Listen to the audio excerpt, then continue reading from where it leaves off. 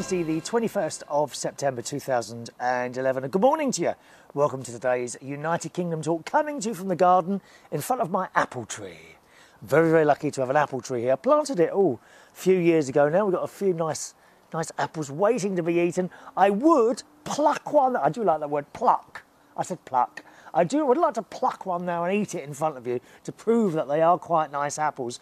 But I have a lovely cream apple turnover waiting for me in the fridge, which I'll be having later on. Not while you're watching this programme, incidentally. We're carrying on with the emails. Actually, a lot's been happening.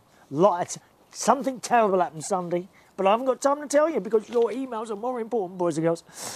Sean says, on the subject of watching Simon and my cookery show, it was a couple of weeks ago now, oh dear, I need a darkened room and a family-sized box of tissues. Why is that then, Sean? Did we make you cry? Was it the onions? Was it the onions that made you cry? Eh? I think it might have been. Sean writes, Chris, you are repeating all the emails. You put it's better than fly tipping back a few weeks ago and read the same message. I know, I thought that was happening, but we're trying to sort that, OK? He also says, I find your show theme tune addictive. What you mean? Da-da-da-da-da. Perhaps you could learn to play it on a musical instrument. Do you play any musical instruments? Recorder? Tambourine? Something like that? Piano? Maybe? Coming off the iPhone, some of these messages we've got to do, and then I can delete these. Jesse BT says, Simon is adorable. If he had nerves, it didn't show. But Miss Katie the cat, of course, today on my lap, aren't you, my darling? And incidentally, becoming more vocal as she gets older. She talks a lot now. Meow, meow, meow. Always talking, aren't you? Always talking to me. Yep, Jessie BC says, but Miss Katie, love you, really wanted your time on. Oh, she did. Katie was upset because she wasn't on that show. Lovely and eye candy Simon is. I would like him as a cousin. And let's just keep it clean. Well, I hope so as well, Jessie BT. We don't want any filth from this programme. Thank you very much. Neptune says, here I was thinking your show went to the dogs a long time ago. On the subject of the dog appearing while I was doing a show next to the lake the other day. Comment on the seaweed cake. Someone suggested, had I tried seaweed cake, which I haven't. Had something years ago about the same thing. It was a sheet of algae wrapped around rice. It was vile and made my teeth hurt. That's like Red Bull, isn't it? Have you ever had Red Bull? It's years since I had a can of that. But after you've had that, it feels like all the enamel has been stripped away from your teeth, doesn't it? It was vile and made my teeth hurt. Great show, Chris. Loved the wildlife in the background, including the person that walked behind you. Yes, the woman. I did actually spot a woman walking behind me after I watched the show back when I was sort of putting it all together. All right, now let's see. Is that all the ones off here? Five Cats, one of our YouTube watchers, writes, I just love the pussy audience in your cookery show. Oh, I just hit a wrong button there. You've only got to touch it, haven't you? Love the pussy audience at 17 minutes. No cookery show is complete without a pussy audience. And she talks meow properly. Yes, she certainly does. She's not meowing today because she's up on my lap and quite satisfied. Are you satisfied on my lap, Katie? Eh? Speak to me, darling. I think you are. Right, is that all the messages on the phone? Oh, Hoi Cheng Chung. I think you're... Now, where are you? Can't remember where. Do you remember who I am? I sent you, me and my girlfriend's picture. Of course I remember who you are. But he also says he's been sending a couple of emails, and why haven't I read them out? I didn't get them, and that's the real reason for that, OK? Sorry. I didn't get your emails at all, my friend. All right, so I don't know if you might want to send those through again. OK? It's very fiddly, isn't it? Reading out emails from a mobile phone. I'm kind of deleting these things as I go along as well. There's lots of spam. Do you get a lot of spam on your mobile phones and email systems? It's all spam, all of it. Entirely pets, trying to sell me stuff, this, that and the other. Mobile phone people trying to sell me 3D TVs. Has anyone got a 3D TV? Have you got one of those? Have you? What's it like? Is it good? Apparently, they're bringing out a better one. So, I don't know. I mean, it's probably not...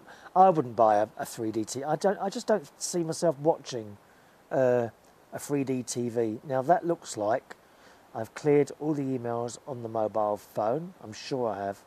Yep, that's it. Okay. Hello to James, who writes, LBC have 2 female presenters, Julia Hartley-Brewer on weekday afternoons and Petrie Hoskins at the weekend. And the 2 political presenters you were on about in the previous show were Ken Livingstone and David Mellor. That's the one. I couldn't remember David Mellor. I believe David Mellor has a spot on Classic FM too. I didn't know that, but not 100% sure. Thank you very much for your correcting information, James. Who also writes, just had another idea. We have had a couple of food and DIY shows. Would a pet show involving the great Katie be the next instalment of your show? Well, I don't know.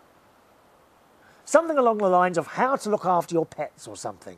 I bet Katie would be in her glory then. And I remember a little while ago you saying you couldn't get through to your cousin in Norfolk Island as there was trouble with the phone lines. I hope you managed to get through to him in the end and the trouble is resolved now. From James. Yes, I did. But do you know the trouble I had getting that to work? BT said there was nothing wrong. Virgin Media said there was nothing wrong. I actually had to go through, send an email to the Telecom company on Norfolk Island in the South Pacific, and they had to tell BT and the people that there was something wrong. Unbelievable. Unbelievable. But yes, now I can now get through to them. Okay, thank you for asking. Andy writes on the cookery show, very Fanny Craddock. It was very Fanny Craddock. Fanny Craddock, those of you that don't know, was a very famous female cook or chef who was on the television, I think 60s and 70s. Apparently, rumour has it, not very easy to work with. Apparently she used to shout at people in the studio and this, that and the other, but very entertaining to watch on the telly. Perhaps one of those people who's a bit hard to work with. Neptune writes on the subject of my new background lights, which you see when I'm in the studio. Your lights look real nice. It makes the room look bigger. Looks nice on the mirror ball too. You see, it's all worth it, isn't it? You got a little email like that and it's worth doing. James again writes, I hope you get your emails through okay. As for holding back at the lights the other day at the junction, do you remember I told you last weekend? It wasn't Clarence Lane, it was... I've forgotten again what it's called. It was a junction of Upper Richmond Road and somewhere else. I can't remember what it was now. It was a good thing as it could have been bad. Yes. Had I have taken off as soon as the light's gone green, I don't think I'd be here now, to be honest, because it was a juggernaut that jumped the red lights and I foolishly never took his number plate. It was probably frightening, so you don't always think about getting things like number plates. Indeed. It's the last thing on your mind. Shame there weren't any other witnesses. Sounds like the lorry driver was in a collision course. There is a problem with tiredness with them because of the long hours and funny places that they go. I wouldn't like to be a lorry driver at all, and that's from James. Yes, it certainly could have been a lot worse, that one. And Sean writes, hello, Chris. Hope you're okay after your near accident. I bet you were shaken up after that. You know, I wasn't, to be honest. It was strange. I completely switched off and carried on thinking that was close. And for some reason, I wasn't shaken up. Good job you gave them hoot. I did hit the hooter. You should have taken down the number plate. Did you report what happened to someone like the police or local council? Without the number plate, complete waste of time, I think. I must say that if a vehicle took off when the light was red, he is such a silly sausage. I could use a range of swear words, but I feel that it's not professional to use that towards friends. You won't hear me using swear words on this programme. As for you, nothing wrong with sitting at a green light and eating.